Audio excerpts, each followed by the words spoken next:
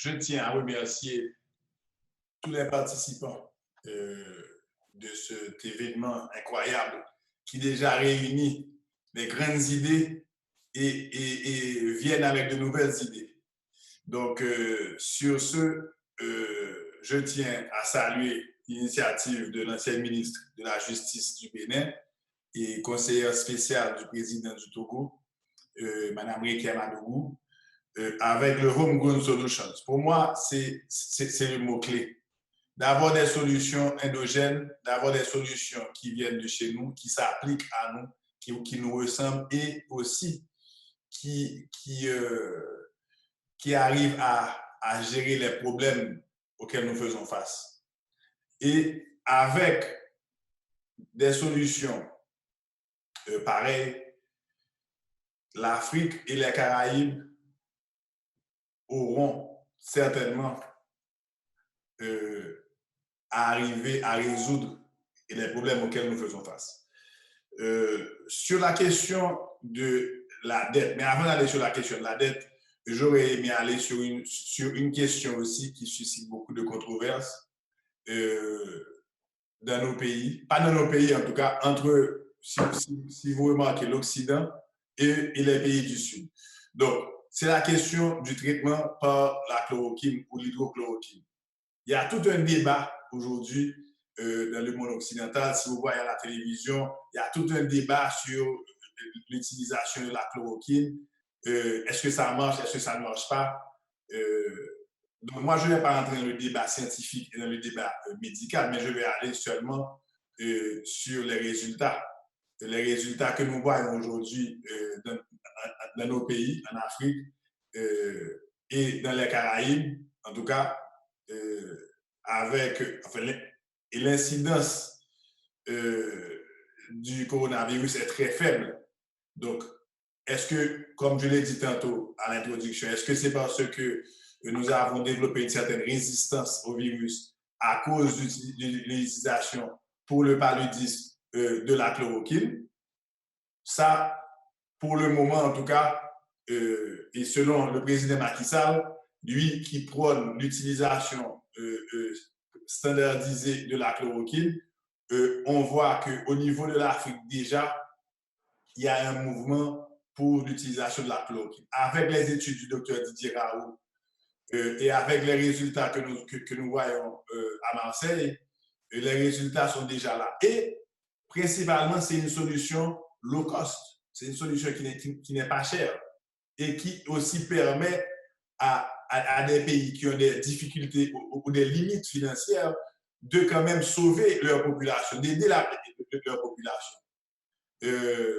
Aujourd'hui, il y a tout un débat sur la chloroquine. Et il faut faire très attention au lobby pharmaceutique qui se fait dans les grandes capitales du monde visant à décourager l'utilisation de l'hydrochloroquine ou de la chloroquine en général.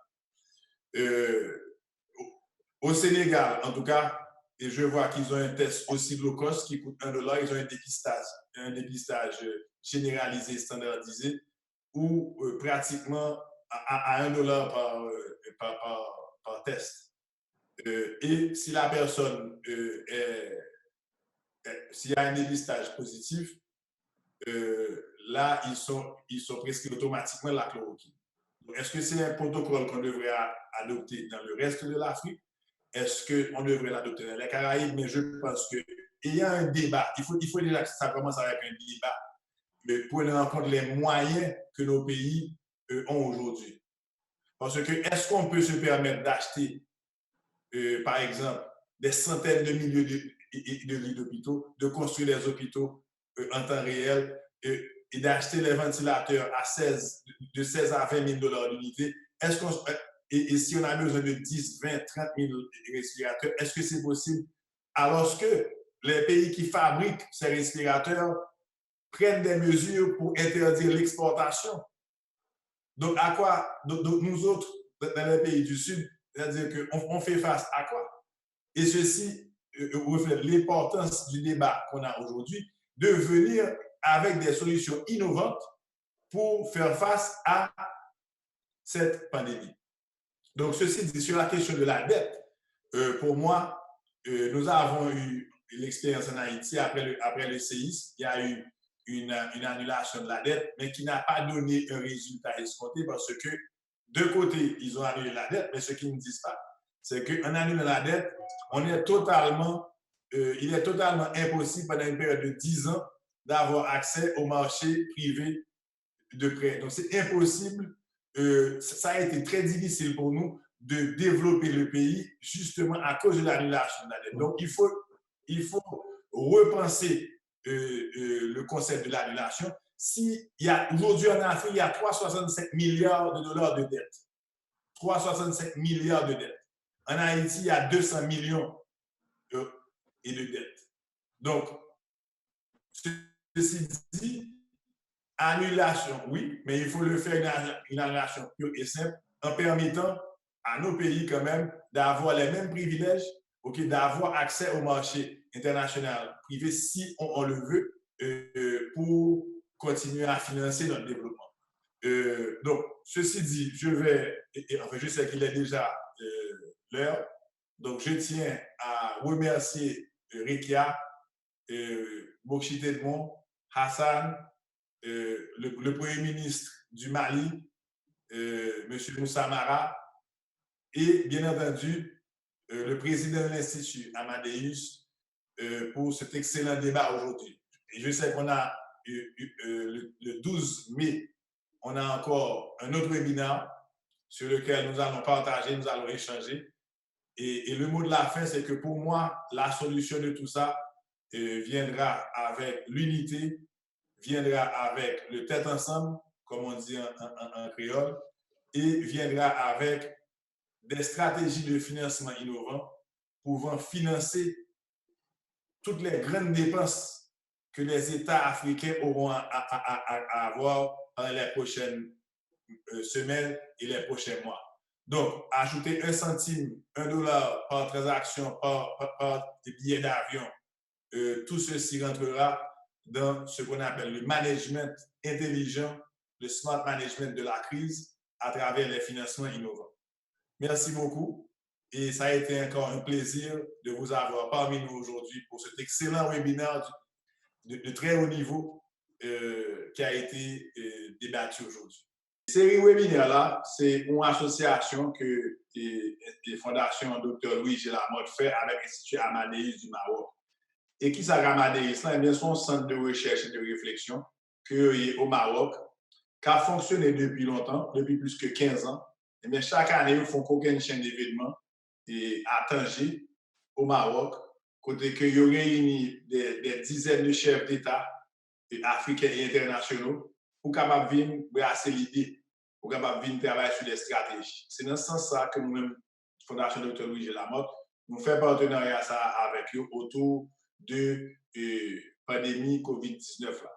Et donc, j'en dis là, nous avons gagné un premier webinaire semaine dernière, mais qui était un webinaire très technique, ok, avec un pile médecin, un pile et travail la santé, qui était dans le webinaire là.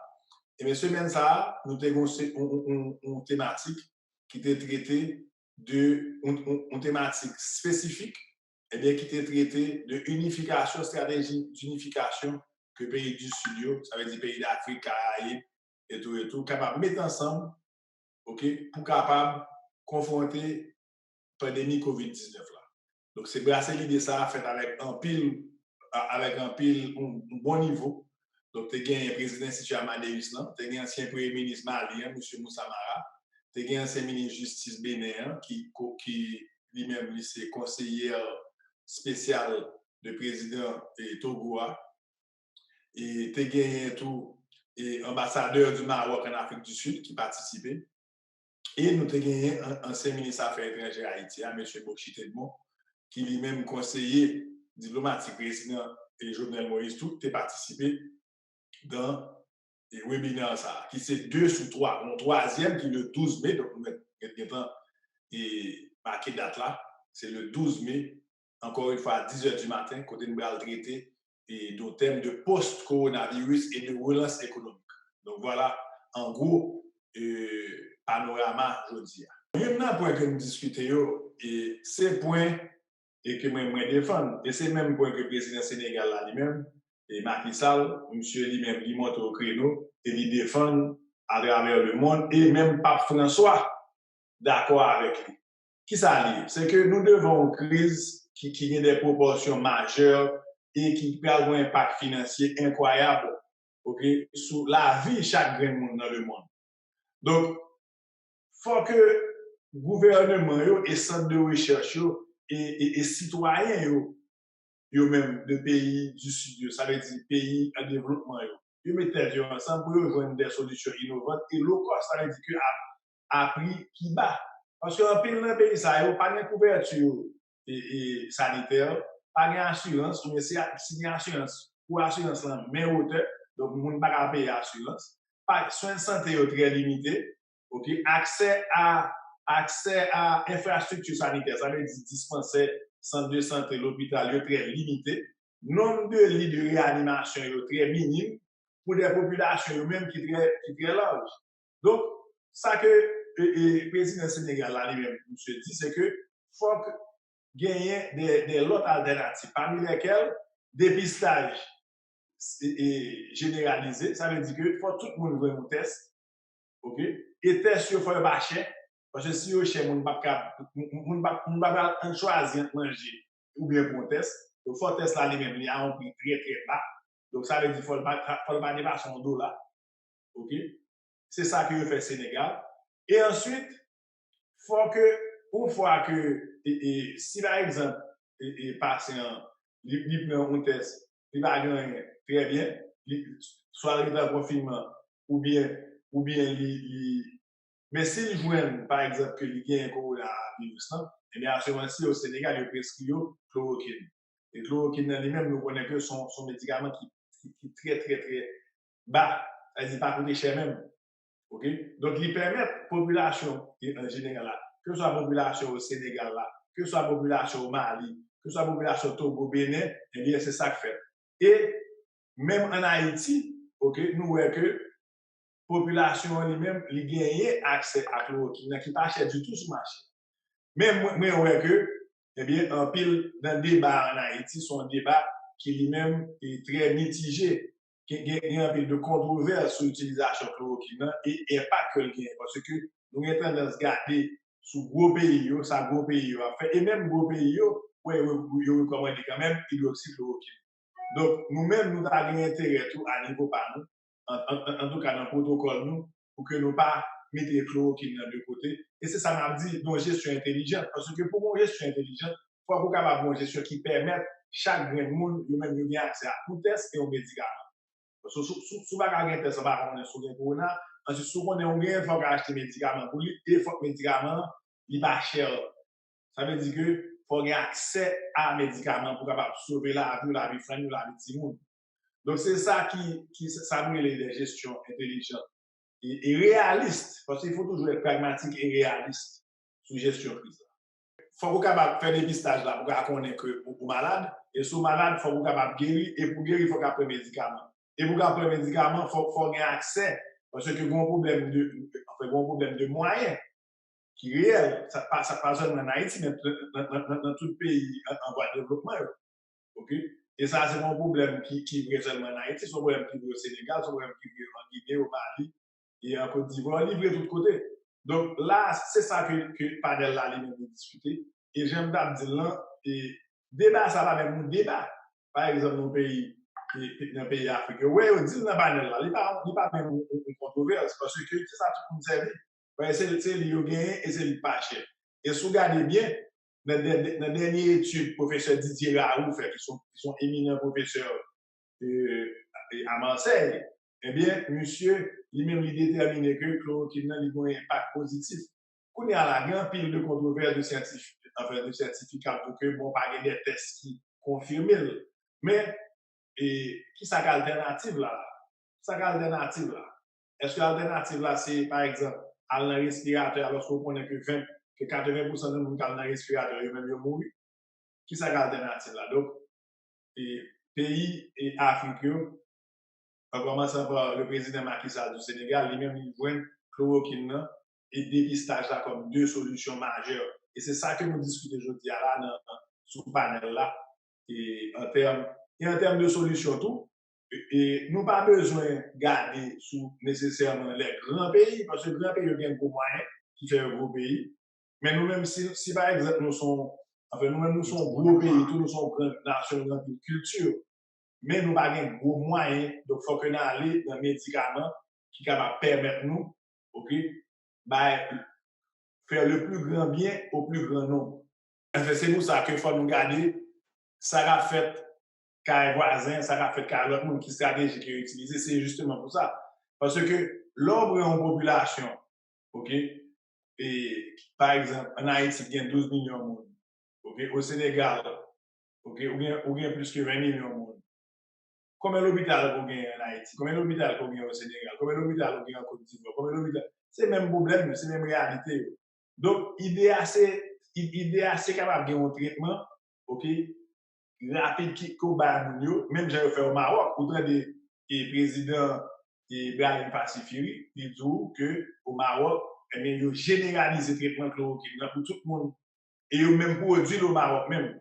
En Haïti, si je ne me trompe pas, nous avons un laboratoire, il y a plusieurs laboratoires, parmi lesquels le laboratoire 4C, qui lui-même tout, et pour faire les matières premières là, mais il a produit et tablette, il a fait des tablettes chloroquine pour la guerre sur le marché et il fait déjà.